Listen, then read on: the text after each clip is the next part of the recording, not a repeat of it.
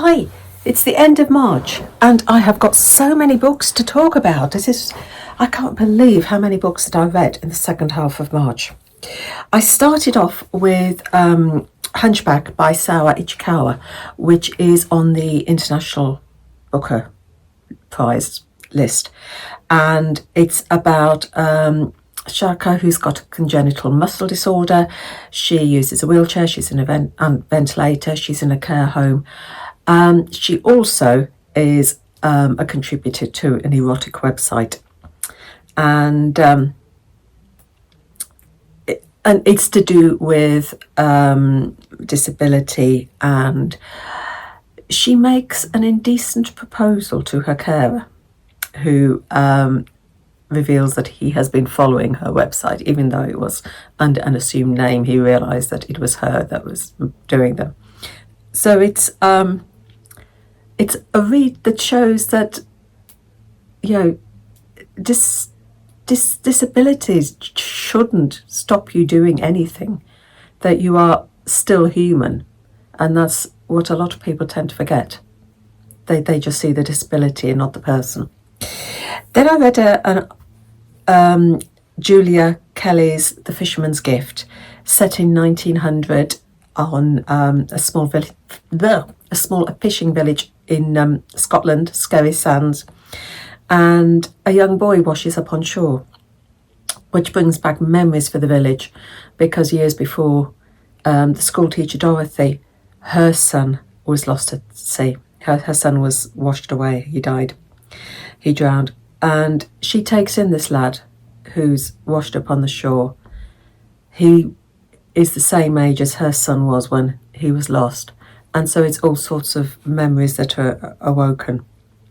A story of folklore with sadness, loneliness, and misunderstandings.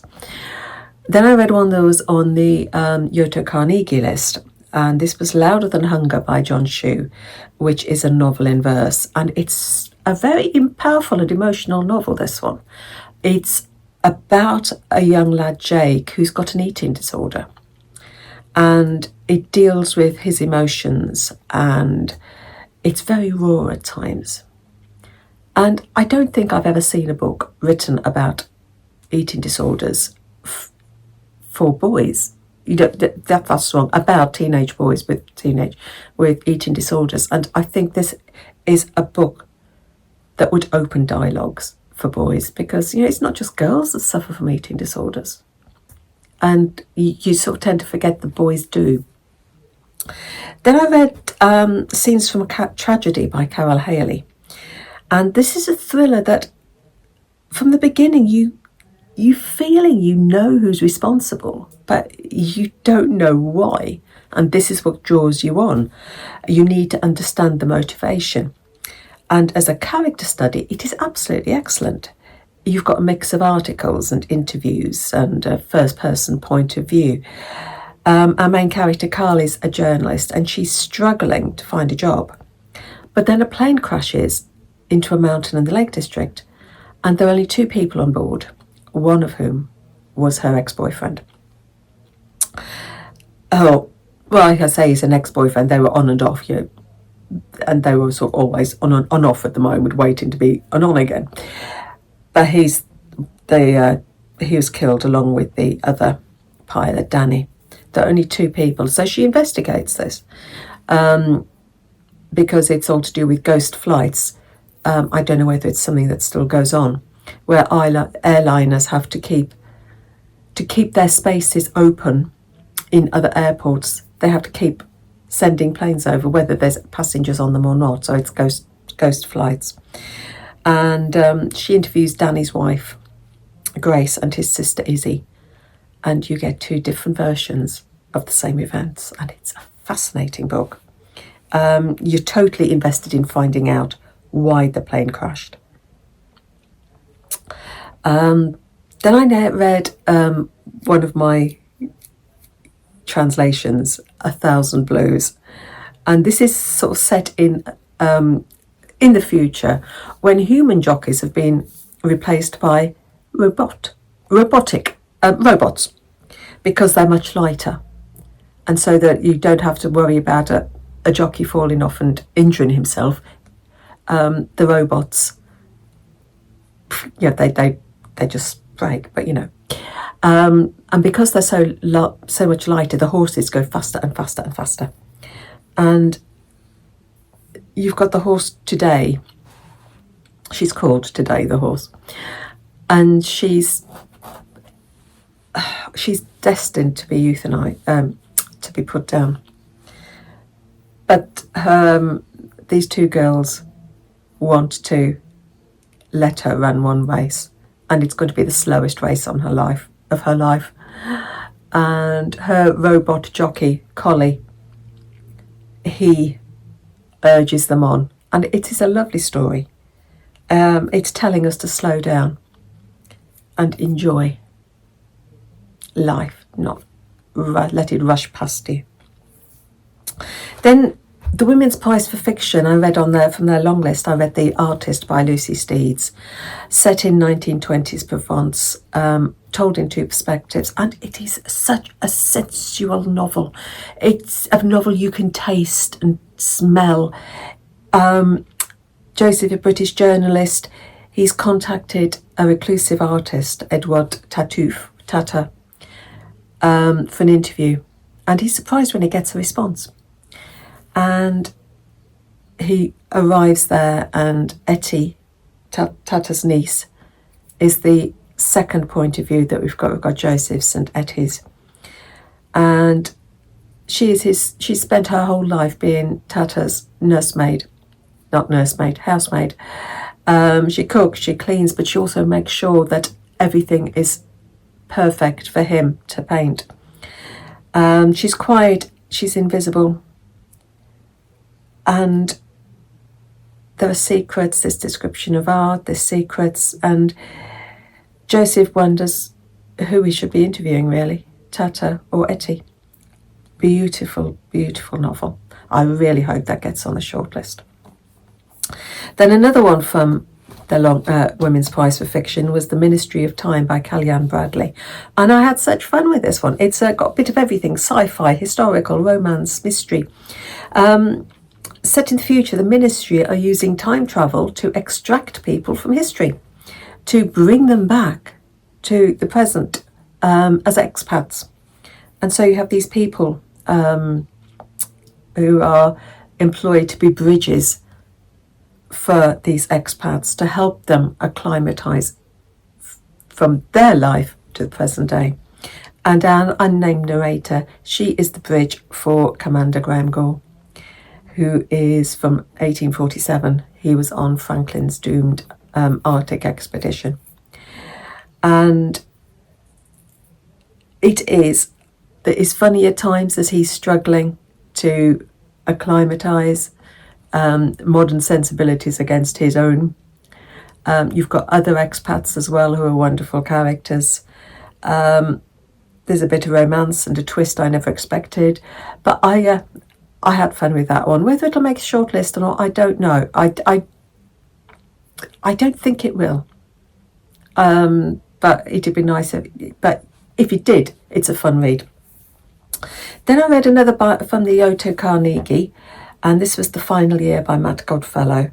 It's a novel that tugs your heartstrings, and again, it's a novel in verse. I love novels in verse.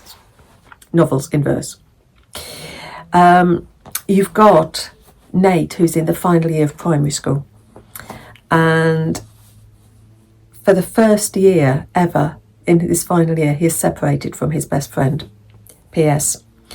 And PS, in his new class, makes friends with the school bully. And Nate's life suddenly changes because he hasn't got a friend anymore. His new teacher, Mr. Joshua, becomes Nate's rock, encouraging him to use words and poetry. And at the same time, Nate's little brother is taken ill. And it incorporates David Armand's novel Skellig as well. It is a novel that will tug your heartstrings. And then another one from the Otto Carnegie is All That It Ever Meant by Blessing Musiari. And this is all to do with loss and culture and belonging. It's a road trip, a family. Baba's taking his family to visit from England to visit his Zimbabwean family following the death of his wife. You've got Matty, the middle child, and her elder sister and little brother. But Matty has got an imaginary friend, a spirit friend, Matakais, who she talks to. No one else can see Matakais, only Matty. And through their conversations, you see the bond of family and grief, and how through Matakais' wisdom, Matty is able to make sense of life and loss. It brought tears to my eyes at the end. Miss Benson's Beetle by Rachel Joyce. I'm a fan of Rachel Joyce. I saw this in the charity shop and picked it up. And the development in this is, character development in this is really good. Because I went from not really bothering about the characters to really rooting for them. In 1914, 10-year-old Marjorie is absolutely blown away with her father's books on insects, and she becomes enamoured of the mythical golden beetle of New Caledonia that no one has ever been able to verify. And then a tragedy turns her life upside down, and her mother end up living with her very strict aunts. We move forward when Marjorie's 46. She's in a teaching position where she's ridiculed by staff and students, and then she just walks out and decides she's going to go off to New Caledonia and find this golden beetle. And she advertises for an assistant, and the most unlikely person turns up, Enid Pretty, who bleached blonde hair, totally unsuited to an expedition. She's got luggage galore. She's got pots of potions and face creams and hair dyes, and she doesn't stop talking. And this humour as these two women navigate each other. Both have reasons for wanting to leave UK, and which we find out gradually. And unknown to both women, you've got Mandich, an ex-prisoner of war, who's suffering not only physically but mentally after his imprisonment. He believes he should be on this expedition, and so he's stalking the women. As for the beetle, you'll have to read it. It's the relationship between the two unlikely travelling companions is wonderful to observe. Then I read Emma Donoghue's new one, The Paris Express, which is very well researched, and it takes us at its springboard the 1895 derailment of an express train in Montparnasse, and you've got a cast of passengers and crew as the train begins its journey, and each chapter is arriving and leaving a station. You've got a child making the journey for the first time on his own. You've got a Russian maidservant returning to the household where she works. And you've got a young anarchist who's carrying a bomb ready to blow the train up. There's some tension because you do know that the train's going to derail at the end of it. But for me, there were too many characters. None of them got under my skin. Does that make sense? And then the final one I read was another from the Women's Prize, and it was Crooked Seeds by Karen Jennings, which is set in post-apartheid South Africa in the near future. It's very unsettling. You've got a main character Deirdre, 53. She lost her leg when she was 18. She's living in sort of dire circumstances. There's a drought. They have to queue for water all the time. She is not a likeable character at all. But then her house was reclaimed by the government because they wanted to build a desalination plant, which has never happened. But the police contact her because they found things at the house. And so secrets are being revealed. It's brutal at times and unsettling. And you've got Deirdre's situation, and you wonder whether there is any hope at all. So those are all the ones that I read. My book of the month, my book of March, has to be Lucy Steed's The Artist, because it was such a sensual novel. It was wonderful. It was a book, as I said in the when I was talking about them, that you can taste, you can touch, you can smell. Oh, I loved it. So that is my book of the month, and fingers crossed it gets onto the Women's Prize for Fiction shortlist. So let's see what April brings. Hopefully a bit more sunshine. So happy reading. Take care.